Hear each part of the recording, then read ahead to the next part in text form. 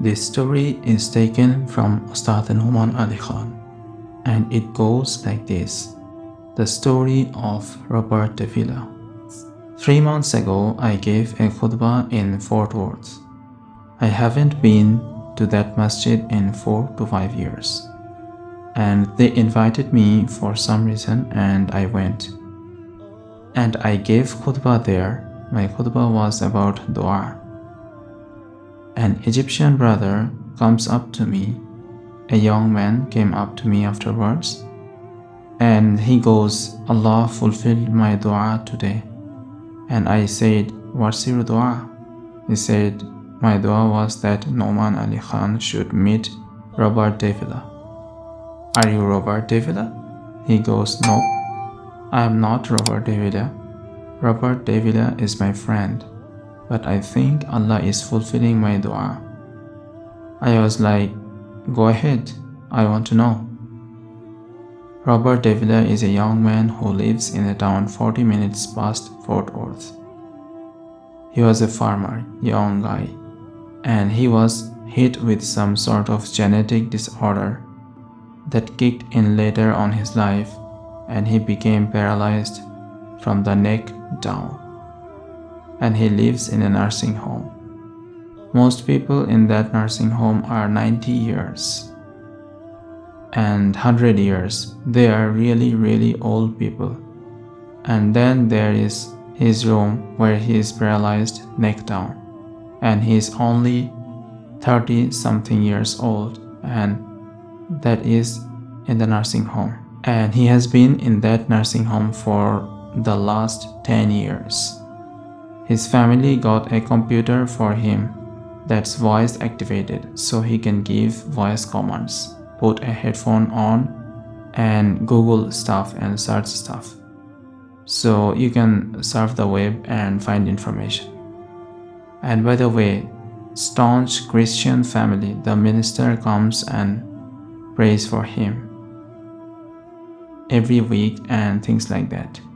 And his best friend was in the bed next to him, one of his best friends. He became best friend because he met him at the nursing home. The person was also paralyzed. He needed a new liver, a liver transplant. He was waiting for a liver transplant. And they used to talk about God and things like that all the time. They were good friends. Finally, his best friend got a call that there's a donor available for the liver. So he's so excited. He goes, Robert, I'm gonna miss you, but I'm going. I have got a donor. So they take his friend and they go into the operation. And his friend died at the operating table. Now his friend was also a Christian. The deceased friend. His sister took one of the amulets of his friend, a crucifix, and she gave it as a gift to Robert. This is a reminder of your old friend. So he hung it on the side of his hospital bed. Robert lives a pretty decent life in the nursing home. The nurses take care of him. He's a happy guy. And one day he goes to sleep and he sees a man in his dream.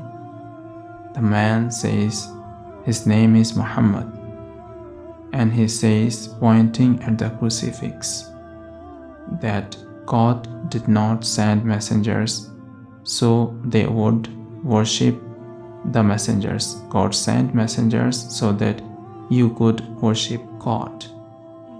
And Jesus was just like a man. He walked in the markets and he ate food. And the dream stopped. He only knows that Jesus was just a man. He knows there is a man named Muhammad that said that to him. He said the messengers came so people could worship the God, not the messengers. This is all he knows. He starts googling Muhammad, he finds Islam, he takes Shahada.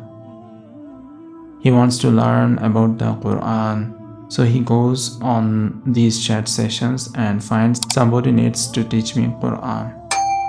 He finds a brother in Egypt that he gets together with on Skype to try to learn Arabic and learn the Arabic alphabet. Once he learned the Arabic alphabet, he learned to recite the Quran and he memorized 10 surahs from his hospital bed. And then he said, I am beginning to memorize the Quran and I am beginning to learn about this prophet.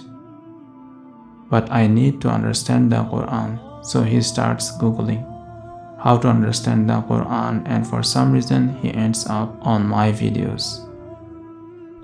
And he starts watching my stuff and he watched almost everything. And then, here's the main point. In the nursing home, there was an Egyptian fellow that used to come in and do some repair work. The Egyptian fellow has his own awesome story. This guy had basically lost his faith. He wasn't religious. The nearest mosque to him was 50 miles away.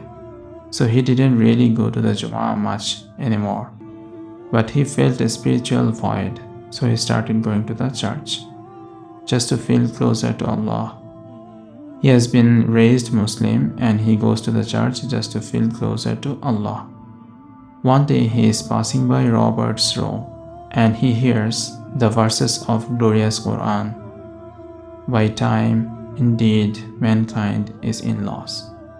So he walks into his room and says, Robert, what are you listening to?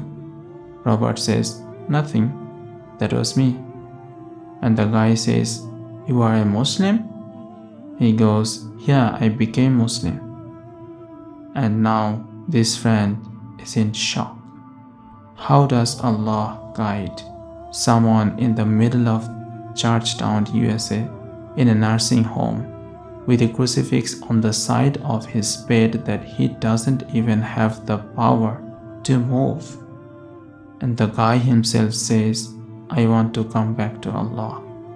So he tells him about the friend he found online, Noman Ali Khan. So the Egyptian fellow starts watching my videos and then he says, I wish I could meet him one day. And he says, okay, I will pray for you. And after 5 years, that Egyptian friend shows up at the same masjid that I haven't been in 4 years. And after the Jummah, he says, I think Allah wants to fulfill my friend's dua and my dua. So I said, I think he does, let's go. So I took a few of us and we went and we met with Robert. We had a beautiful conversation with him. The nursing home was pretty shocked. You are all here to meet Robert? Yes. Why do you want to meet him? He is an inspiration. Well, let me check if we can.